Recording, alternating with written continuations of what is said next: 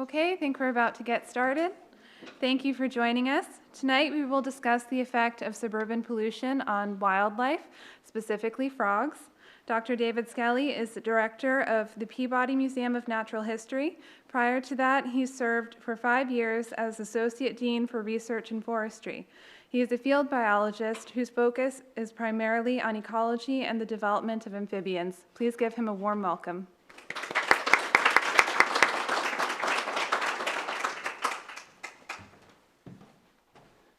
Thank you, Emily, and thanks to everyone for being out here tonight. What I'm going to do is kind of walk you through a kind of an awakening of our understanding of what the world all around us in places like New Canaan is really like. For about 20 years, I've been working in and around suburban environments. And I'm sure I just became intrigued in them because I actually grew up in Wilton, and have some childhood friends here in the audience. We're not children anymore, I guess.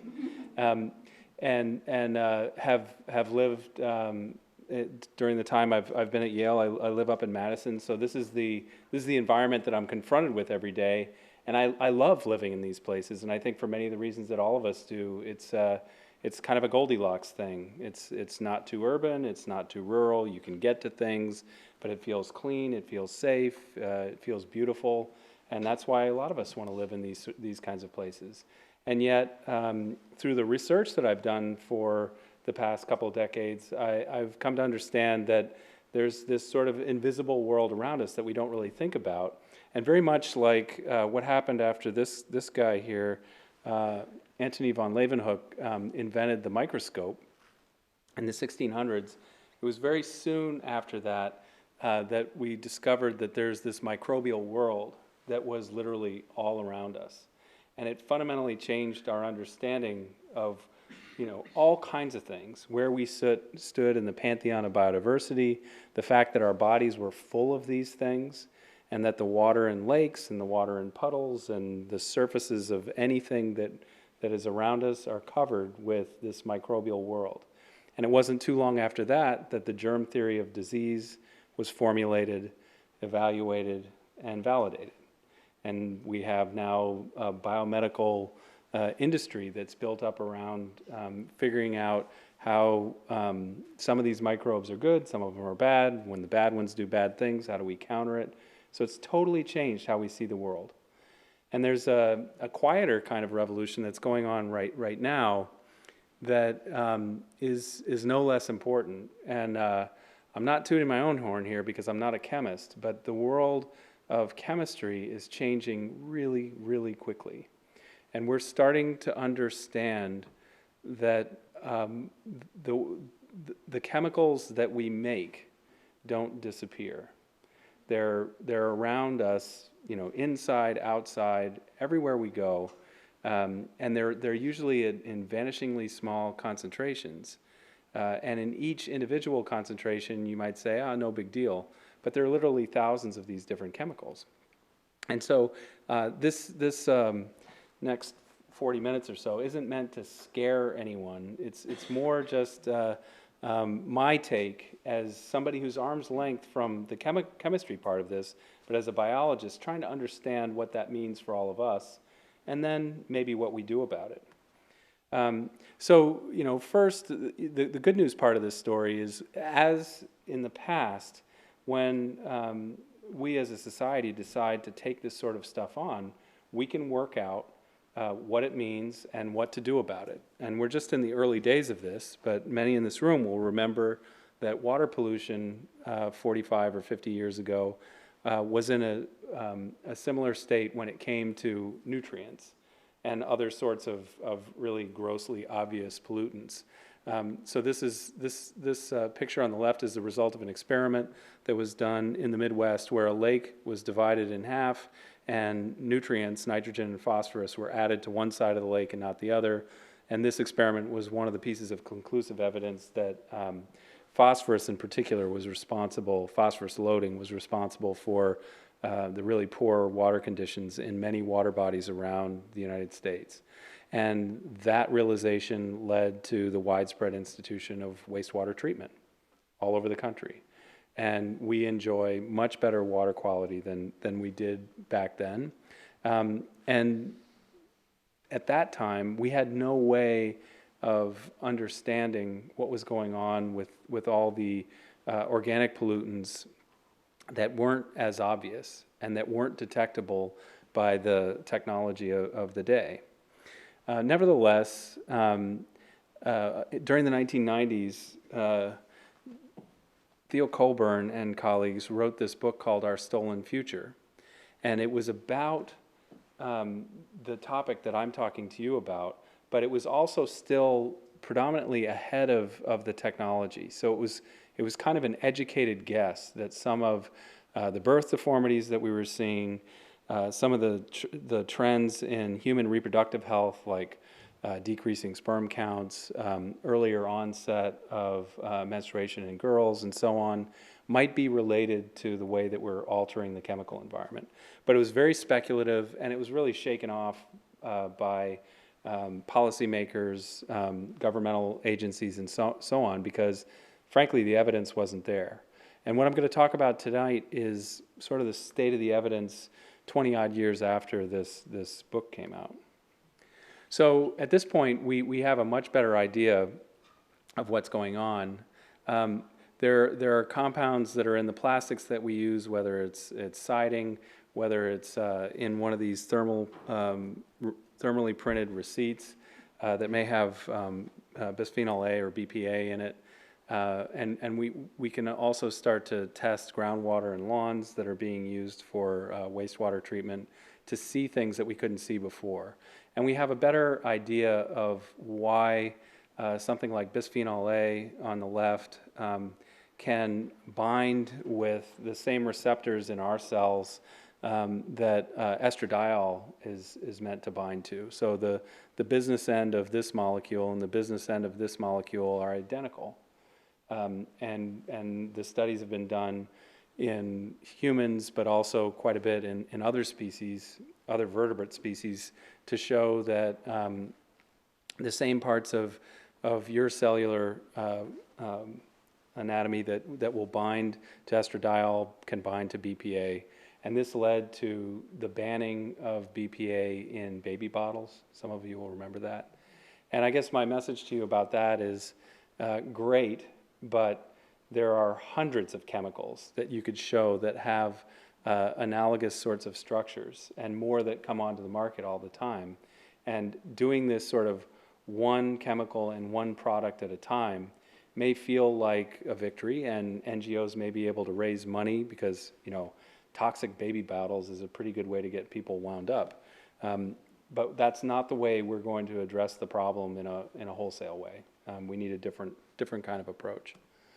And it isn't that the federal government has ignored this. Maybe it is, but it isn't that there haven't been efforts to take this on. The EPA, and I have no idea if this website's still there, when I got it, it was there last year. This is Contaminant Candidate List 3, and this was put together 15 years ago, maybe more, and it includes a whole bunch of organic chemicals, plasticizers, things that show up in hand soap, fire retardants, that were candidates to be regulated. And it was based on the growing sense that there may be health risks. This list hasn't moved in its regulatory process forever. One of the scientists in the School of Forestry and Environmental Studies at Yale, Paul Anastas, who was the EPA's research czar during the Obama administration, and that was a 3-year hook he did, taking time off from being a faculty member. But way back in his career, he was at EPA when this was drawn up. And when it was drawn up, they said, okay, it's going to take 5 years to get it through. And if you ask EPA people today, they'll tell you it's going to take 5 years to get it through.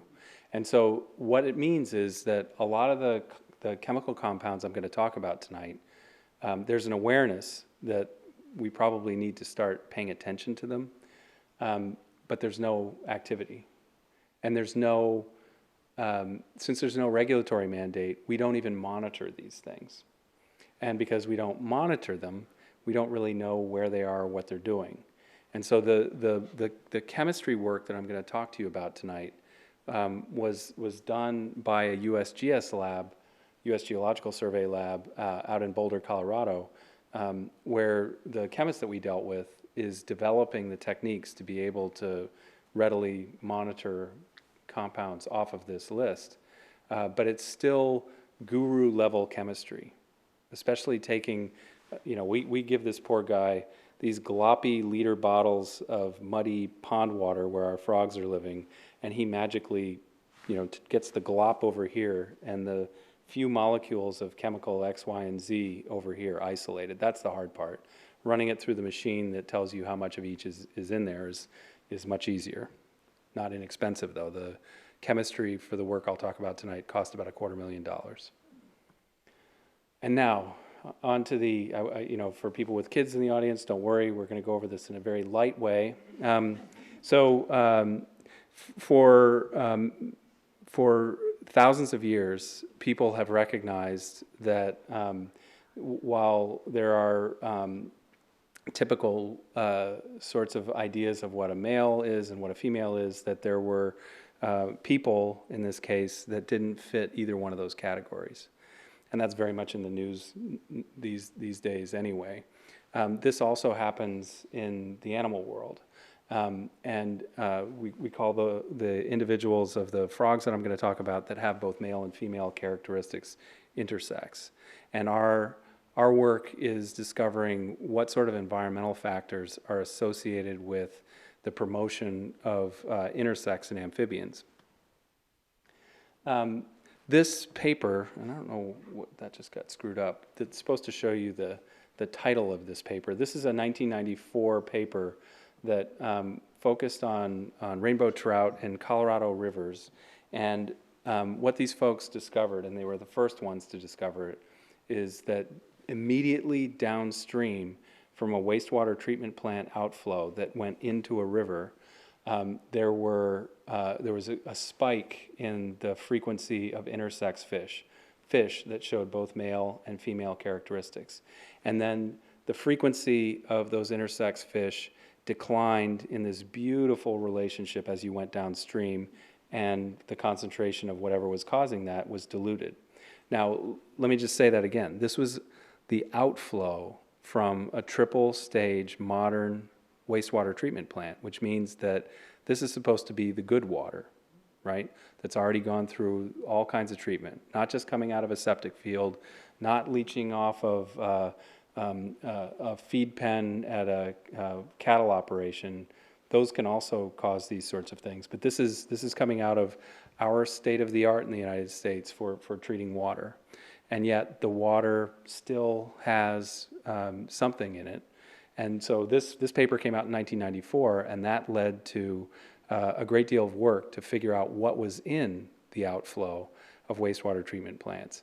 And there's been all kinds of fascinating work done. If you go to a major city, you can isolate cocaine from the outflow of a wastewater treatment plant. And if you do that every day during the week, you can figure out that the concentration peaks on Tuesday. And if you ask the people how long is the retention in the plant, they'll tell you 3 days. That makes sense, right? It's not a good thing. And then in 2002, this paper came out, and it was written by a group at Berkeley that was focused on, in this case, a pesticide called atrazine. Atrazine in the United States is the most widely applied pesticide. It's used on corn all over the country, including here in Connecticut, and it's an herbicide. So it kills broadleaf plants. So because corn is a grass, and it's also applied to sugarcane, which is a grass, it'll kill all of the weeds that people are really worried about in corn crops. And it's helped the United States greatly decrease erosion, because you can go to a no-till kind of an agriculture. So the finding here is that at just like 0.1 part per billion, so vanishingly small concentrations. I urge you to go on to YouTube and Google Tyrone Hayes and watch one of his presentations. The guy is a magician on a stage. He's really, really good, and he walks around a lot. And he talks about how, the concentration he's talking about is 1 grain of salt in a swimming pool. That's the concentration. And that at that concentration, he's getting intersex frogs that have both male and female characteristics. And I'll talk to you specifically about what that means. If he's right about that, it means that the rain falling on Chicago would have the doses that he's talking about, because it's downstream from the cornfields, or downwind from the cornfields in Iowa. And these they don't look like, they look kind of Martian, but these African clawed frogs are vertebrates just like us, and the physiological pathways that would lead to, in this case, feminization of male frogs are the same ones that could be acting in people, potentially. Okay, so the EPA moved into action on this, and the way that I got involved is the EPA was essentially forced by the Natural Resources Defense Council to evaluate atrazine and figure out whether frogs in particular, wildlife in general, were suffering from these doses. And so I was on a couple of panels where this was being evaluated. And it was annoying to me that all of the work that they were talking about, like Tyrone's paper here, this is like what a colleague of mine at Yale calls a frog machine. It was all being done in the laboratory, and we didn't really have, at the time that this was being done, any clue whether anything that they were finding in the lab was relevant to our world outside. And this was especially annoying to me because some of you will know the Rachel Carson story about DDT, and Rachel Carson got it right, because she didn't start with laboratory results on DDT. She started by being one of the top observers of nature of her generation. And not only that, a great collator of information. And so if you read Silent Spring, the longest chapter in that whole book is the one where she lays out all of the evidence that she was using to reach the conclusion that DDT was in fact behind this. And it was all based on field work first and foremost. The pattern of disappearance of particular bird species immediately after the application of DDT, testing for DDT in the food of robins that were eating worms. Very careful work, but nevertheless grounded in our world. This work was not. So we didn't really, it's almost like saying there's a problem without ever looking outside to see if there's a problem. And EPA has gotten completely wound around in the wrong way about this, in my view.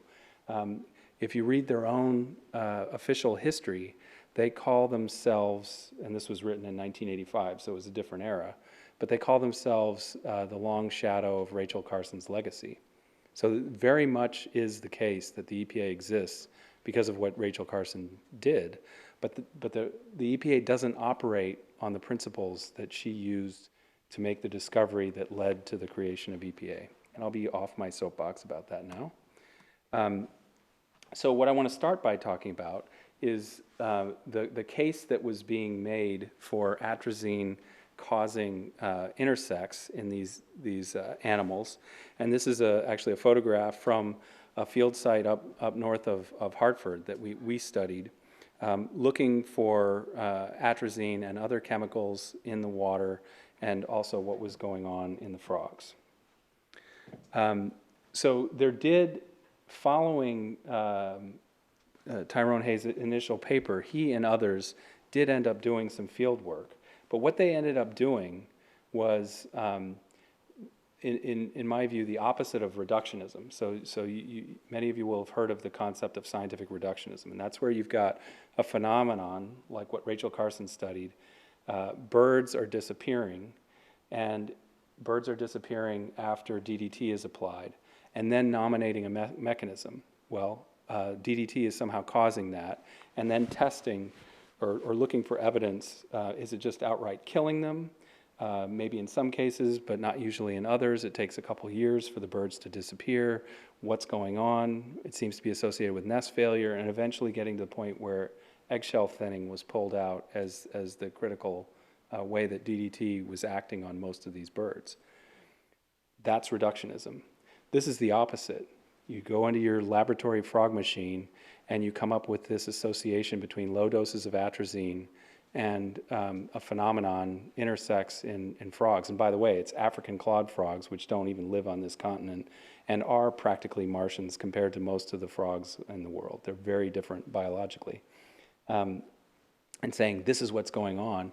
And then all these people that go out and study this in the field, what they do is they test for agricultural effects. They have reference sites that usually aren't characterized very well, and then they go out into agricultural fields and look for ponds and make that comparison.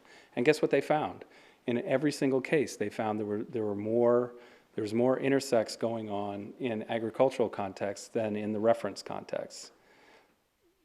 That may be evidence, but it's not complete evidence. It doesn't give us the complete picture of what's going on. And that's what we did. So we got some support to do this from the Hartford Foundation. So we focused on the Connecticut River Valley, and we looked at all of the different land cover types that occur within that zone, divided into 4 different categories based on the predominant land use. Undeveloped or in our part of the world, forested lands, agricultural lands, suburban landscapes, and urban landscapes. So, much of Connecticut looks like this. Suburban landscapes are quite common. This picture does a good job of illustrating the phenomenon that my wife, who's from the western U.S., finds so puzzling about us New Englanders, is that we like to live in holes. You can kind of see that, right? And so there's still a lot of forest in this landscape, even though you would characterize this as being pretty heavily suburbanized. Nevertheless, as we'll see, these landscapes have a lot going on in them. Connecticut does have some agricultural landscapes left, so this is what the world looks like up north of Hartford. A lot of it is dairy farming. A lot of it is not as much as it used to be, but some of it is tobacco farming, shade-grown tobacco. And then an increasing fraction are these truck gardens for supporting our loquivorous ways, as we want locally grown vegetables. So here's one of our ag sites, and this is a really typical New England type of farming context. So this is our pond here, Ag 18, and we're swinging a 200-meter buffer all the way around this pond. And you can see if you kind of swung this line all the way around, you're going to hit some shade-grown tobacco. You're going to hit a hayfield here. You're going to hit some forest. This is vegetable gardening, some more hayfield here, and even some maybe suburban cover and some more ag stuff going on here. That's typical. This is in Iowa, where you would have a pond sitting in the middle of 640 acres of corn. So it's heterogeneous, but nevertheless, this is one of our most agricultural landscapes that we sample. This is the part of the work that we enjoy the most. You get in touch with your inner 8-year-old, and I can tell you from having boys that an 8-year-old is better than we are at catching frogs. We're slower by a long shot. In each one of these places, we would go around and catch 20 green frogs as a target. We averaged 16, and we sampled a couple dozen ponds. One of them ended up not having animals in it when we went to sample. So we've got 23 ponds, but let me just say that those ponds were collected very carefully, or ponds were chosen very carefully. We didn't just say, oh, let's go to this one, that one. We took that zone that I outlined in the Connecticut River Valley, and the federal government has cataloged all the wetlands on a big map, And we chose the category of wetland that's most likely to have our target species, the green frog. And I'll explain in a second why we chose the green frog. There are 4,774 of that category of pond in that realm. We divided them into those 4 land cover categories based on predominant land use. And then we scrambled the top 50 in each category, and then we visited them in random order, putting like 6,000 miles on our truck in one summer. That prevented us from having a biased sample. That's what that was about. All right, and then the frogs leave this mortal coil for science, and that's Shakespeare. He didn't talk about frogs, though. So they give up their lives for science, and we do histology on their gonads. That means that they're dissected out, they're sectioned and stained, and then characterized. And some of you who took anatomy at some point in your dim past will recognize this as ovarian tissue and this as testicular tissue, and most vertebrates would look somewhat similar to this. So these are developing egg cells, and all these little peppercorn things here are developing sperm. What is interesting to us is when you get this situation. Those are oocytes. So those are egg-like cells in an otherwise male-looking gonad. And so this was pay dirt. This is what we were looking for. There's many ways to define intersex. This is the least controversial way because you're looking in the gonadal tissue and you're seeing that there's evidence of male and female development. There's people who use pigmentation, the size of the voice box, because that can differ between males and females. But people argue about all that stuff. People don't argue about this. This is intersex. So we ended up looking at 233 frogs. We found, and these were all ostensible males. That means their external anatomy suggested to us that they were male. Male green frogs have a very big eardrum called a tympanum. It's much bigger than the eye. They generally have bright throat coloration. They have pads on their thumbs right here that help them hold onto the female when they're mating. So they have these external secondary sexual characteristics that we can use to say, okay, that looks like a male. And then when we look inside, we either see normal male testicular tissue or not. So we found out of the 233 that we looked at, 31 or 13% overall, one male frog in 8, was actually intersex. When we looked at one ostensible male in 8 was intersex across the sample. And what is interesting about that is how intersex was distributed, because remember, we've got this representative sample across this whole landscape and these four different cover types. So what I'm going to show you is a few figures that all have the same axes. So let me explain this one. So this is a proportion of a land cover on the x-axis, and the land cover type is going to change, but it's always going from 0 at the left side to complete on the right side. So this is the proportion of the landscape that is forested, and this is the proportion of the animals that have oocytes. In other words, how frequent is intersex, all right? And for the statistically minded, I can explain what some of this means if you're interested. But basically what you can see is the technical term is a whole lot of nothing going on, right? This is pretty scattershot. There's no evidence, certainly of a positive relationship. What people in public health would say is if this line is strongly positive, then living in a forested environment, would be a risk factor for a frog to have intersex. There's no evidence that forests are risky. And in fact, this point here represents multiple ponds. And in this study, we never found ostensible male green frogs that showed intersex in completely forested environments. All of the non-zero stuff is going on down here. All right, so this is not surprising. You know, you would think that The closest environments in Connecticut that we have to pristine would be least likely to have problems going on if the problems are related to chemicals that people are putting into the environment. This relationship is surprising. So in this case, we're plotting the same 23 locations against the proportion of the site that was agricultural, and this is the proportion intersects. And this value here, r squared, that's saying that this line explains about 16% of the north-south scatter that you're seeing there. That's not tremendously impressive. So I'm not going to put a whole lot of money on that's the exact shape of that line. But again, there's no evidence that agriculture is a risk factor. That is surprising.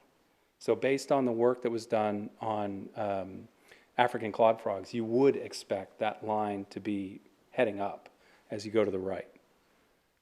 The other studies would make you think that, but what they're doing is they're just comparing places that have a whole bunch of agriculture with places that have none, and they found a difference.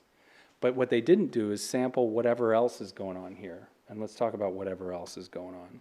So this is the relationship between the proportion of the landscape that's suburban landscape, that's houses, driveways, lawns, the areas surrounding our homes, versus the proportion intersects. And now this line is rising, this relationship is significant, and when ecologists get up near 24 or 25% of the variation explained, we try to make you impressed with that.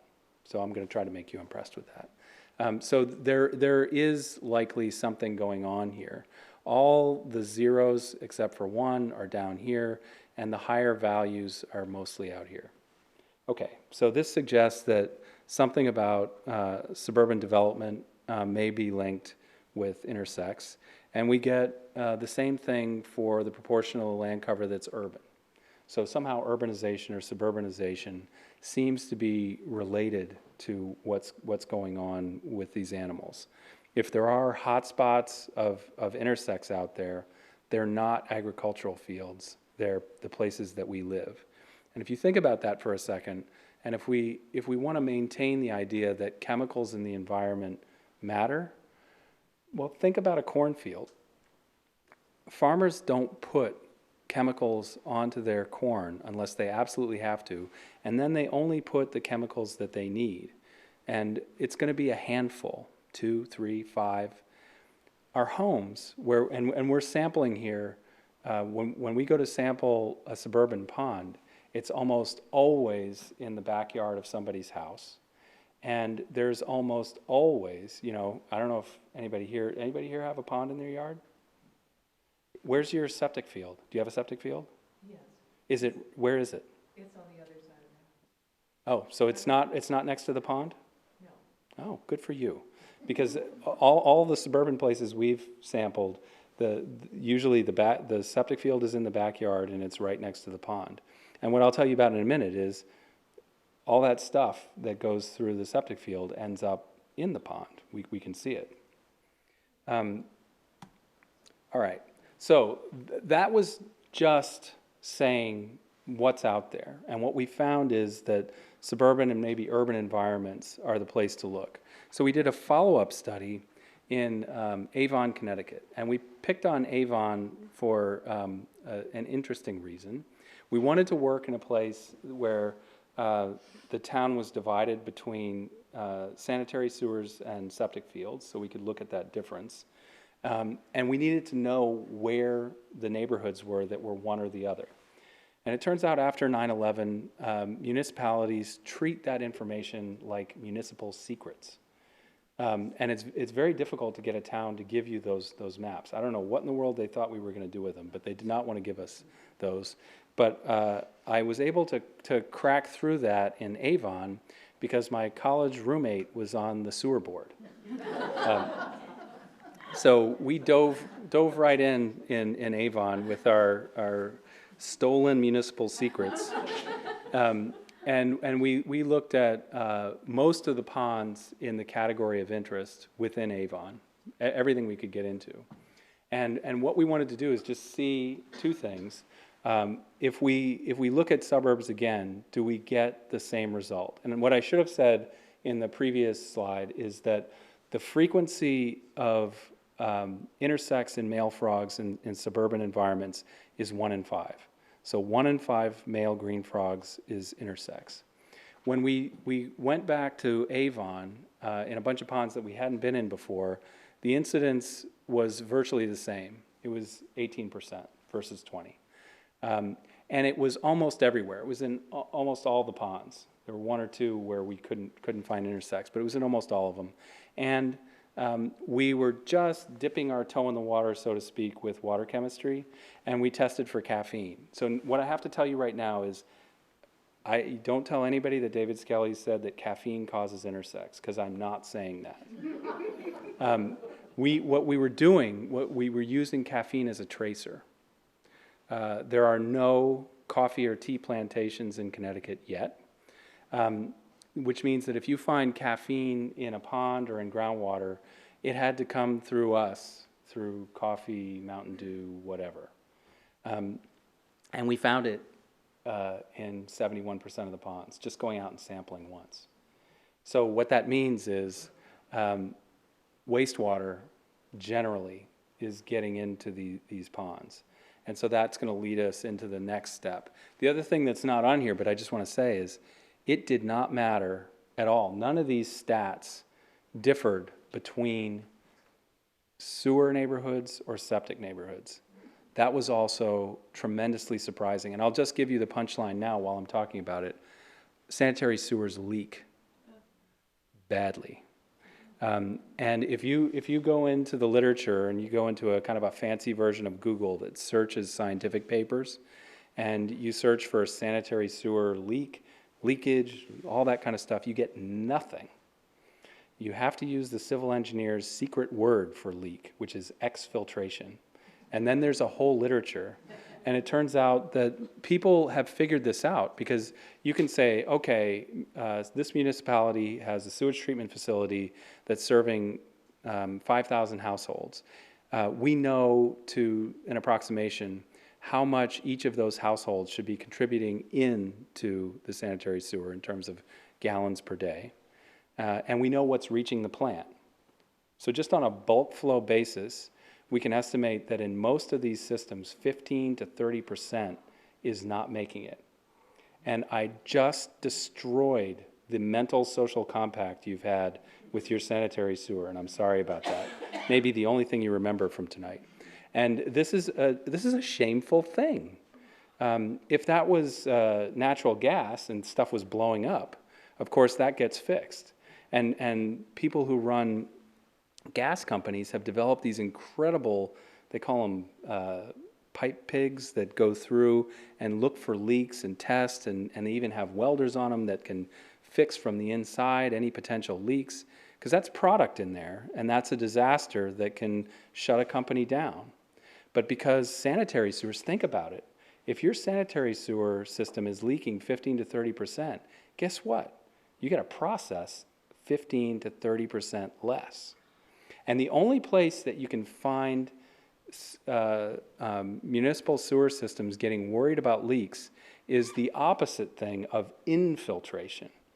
And there's a great website, I don't have it in this talk, from somewhere in Texas, where they're chiding their homeowners who own the piece of sewer pipe from the house to the street. Make sure there's no leaks, because we're getting infiltration. And they don't want that. But who worries about the opposite thing? It's just a little water and stuff. And one of the ways that we figured out that these things were leaking is, and I'm blanking on, I'll remember when we get into the chemistry part of the talk, but there's a rare earth of gadolinium. There's a rare earth element called gadolinium that if you've ever had a CT scan, is in the contrast agent that you have to drink ahead of time. And so it's something that exists in nature.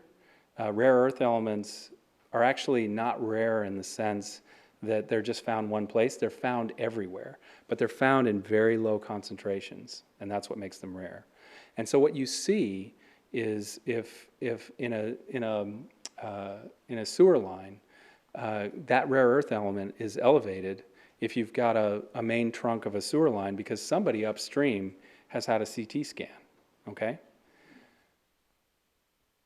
When we looked at our ponds in sewer neighborhoods, we see evidence of elevation of gadolinium that we don't see in our septic ponds. And think about that.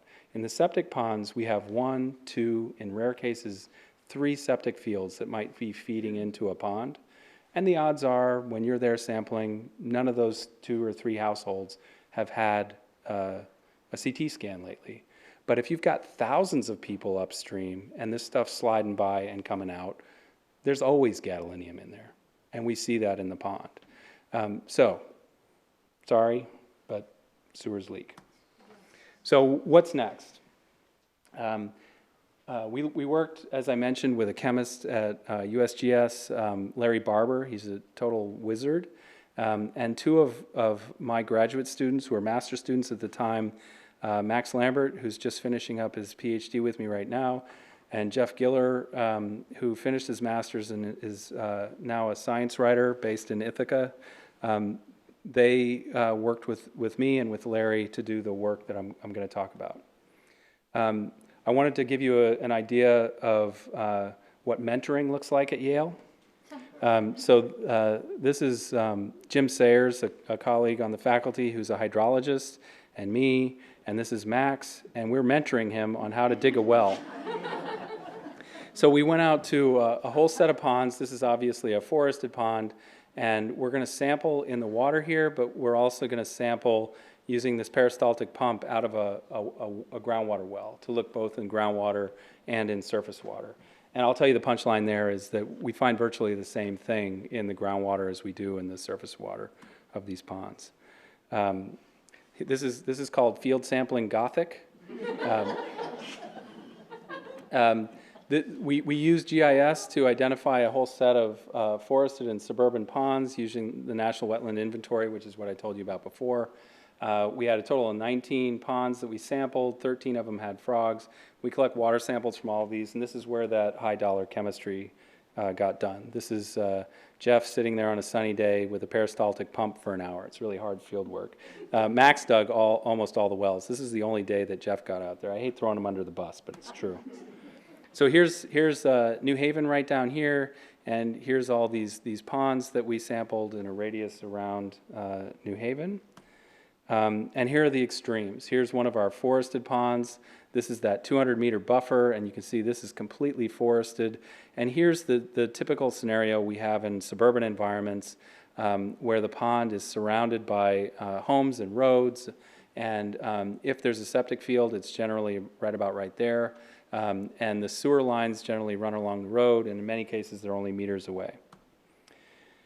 So I'm not going to get deep into the chemistry too much, except to say that we got big differences between in green, forested ponds, in blue, the septic ponds, and in red, the sewer ponds. In general, estrogenicity, or this is taking all of the known estrogenic compounds that we found and multiplying them by a factor that is related to their potency relative to estradiol, which is a natural estrogen. And if the bar is higher, it's just a relative index, and it's scaled to what was seen in the most estrogenic pond, then this bar is taller. And what you can see is almost all of the septic and sewer ponds were estrogenic to some degree, and we got some estrogenicity in one of our forested ponds that we looked at. Overall, though, the estrogens, in terms of numerically and so on, were concentrated in the septic and sewer ponds. And let me tell you a little bit about what we found there. We were expecting, when we went into this, I was really thinking that it was all the medicines that we flushed down the toilet. And I'm not going to tell you that's not going on, but that wasn't what surfaced here. What surfaced most often in these blue and red bars is a compound called estrone. Estrone could be coming out of turtles. It could be turtle pee, but it's also something that's found in shampoo. It's found in some medications. So its presence is not easy to nail down to it's this versus that. And I told you, we spent a lot of money on chemistry. We were only able to sample these on 2 dates. So if we were going to do this right, and we need to wait for the prices to come down to be able to do that, we would sample many, many times and be able to look at this over the course of many weeks, sampled every few days to see how this changes over time in each of these ponds. And we'll get there, but we're not there yet. The other thing that we found, which really blew us away and that we're still trying to understand, is plant-derived estrogens, phytoestrogens. It turns out our lawns are full of plants, especially lawns that we cultivate, that release estrogens. That can be clover, it can be leguminous shrubs and so on, a lot of ornamentals, and they release phytoestrogens. And this realization led Max, my doctoral student, to do an experiment where he grew a different species that develops faster, the wood frog, in diluted clover root exudate. So he grew clover hydroponically. And this is something you can try at home with your kids. You just take a beaker or a glass, get some clover seed and some mesh like cheesecloth, dip it into the water and put the seeds in there, put 50 or 100 seeds. And as those germinate, the water starts to turn cloudy and then it turns into milk. And that milk, that white, is mostly phytoestrogens. And if you go talk to people who've been around farming in New England for a long time, they'll tell you that you don't put a pregnant cow on clover because they'll abort. So this is something that's been known in a folk way for a long time, and our scientists are, we're just catching up. This was really the punchline from this study. This is the percent of suburban development around these ponds, these 13 ponds, and then this is just sex ratio, okay? This is the percent of the population that was female. If every pond was 50-50, it would be right here. And so what you're seeing is at the forested end, we have a deficit of females, and at the suburban end, we've got excess. So I don't know why either of those things is going on right now. I can't tell you. We're working on it, but this is a remarkable finding, and it's one that we're following up, and we're going to need to do much more sampling to make sure that this is robust, and if it is, then to figure out what's going on, because this suggests that heavily suburbanized environments where we maybe have lots of these estrogens are estrogenic. And then down here, there may be something androgenic. But this isn't enough data to write home about yet. But it's remarkable, and it's something that's never been found before. Nobody has ever seen a gradient in sex ratio like this in any wildlife. So we're still working through that. And what it's helped us realize, and this is a figure that a student at the forestry school put together for us in a little think piece we did about these results, is without getting into the details of what A, B, whatever means, there's lots of sources that are feeding into the chemistry of the water world around us. And that goes for undeveloped and developed landscapes. One of the next steps that we have to do that's tricky, especially for a bunch of frog biologists, is we have to start testing people's drinking water wells. Remember I told you that we're finding these estrogens in the surface water, and we're digging our own little wells, which aren't that deep, but it's groundwater, and we're finding basically the same chemicals.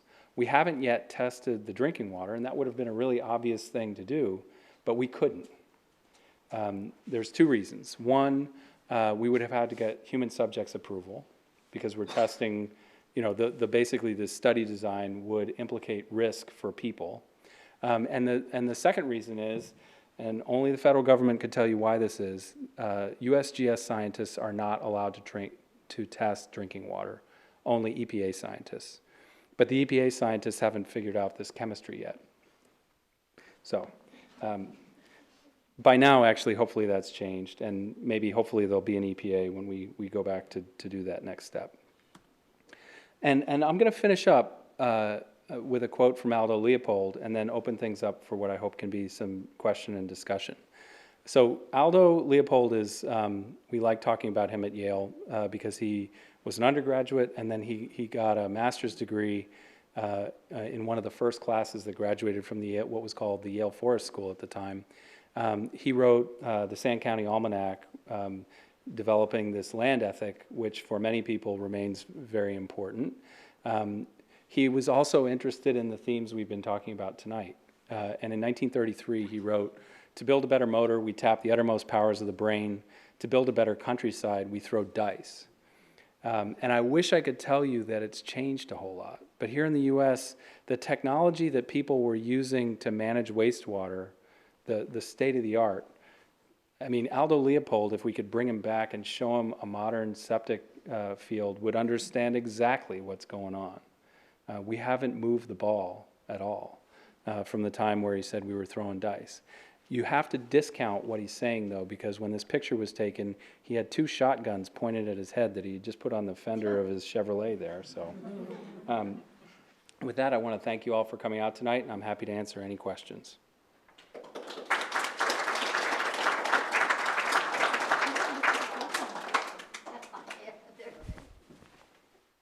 I live on a pond, on Thayer Pond, which is on the edge of Wilton and Canaan. And I moved there 23 years ago. And when I came, there was a huge raucous orchestra of frogs at night, frogs bellowing. The first 2 or 3 years, it was very noble. I had to adjust to it. I come from the quiet Hudson River. And now they're almost all gone. And there used to be quite a few snapping turtles in the lake where I swim and snakes. But I don't see any more snappers or snakes. And I don't hear the frogs, and I hear very few. So I wonder if they've been feminized or, they've lost their basso profundo voices. Yeah, so I put this more scientifically. No, I know exactly what you're talking about, and when I give these talks, usually someone has a story like that. And obviously I can't sit here and say exactly what's going on. The innocuous possibility is, ever since the Bible, we've known that the dynamics of frogs, the biblical plague of frogs, is a description of episodic demography, that these things go through these booms and busts. And I've been involved in studying a whole set of 37 ponds since I was a graduate student in the 1980s at a 1,400-acre preserve in Michigan. And I can tell you that every single one of those ponds has gone through major boom and bust cycles. When we look at it, things have changed some, but the ups have matched the downs. Now that's a protected environment. So it's possible that that's what's going on. It's also possible that if all those things disappeared at once, there might have been a change in what kind of fish were stocked and that sort of stuff. But it's also possible that something else is going on. I'll tell you, though, that for the green frogs that we study, there's no evidence that the population densities are lower in the places where we're finding intersex frogs than the places where we don't. And that could be because there's, one female green frog can lay 6,000 eggs. Think about that. That can fill up a pond pretty quickly. So even if there aren't as many frogs, they can come back pretty quickly. That contributes to that boom and bust, by the way. But it's also possible that we're seeing the effects of the a whole bunch of chemicals working their way through different populations. A reason to discount what I just said about green frogs being just as abundant is we selected them for the study because of that, because we needed to have animals to sample all across this spectrum of environments. And green frogs are the only species in New England for which that's true. Most of the other 15 or so species that we might want to study have a kind of a boundary, a threshold coming into suburban environments beyond which they don't go.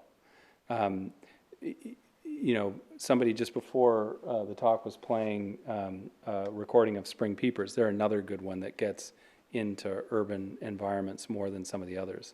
But the wood frogs we study very closely in this regard, they're okay with, you know, 2-acre zoning or kind of horse country zoning.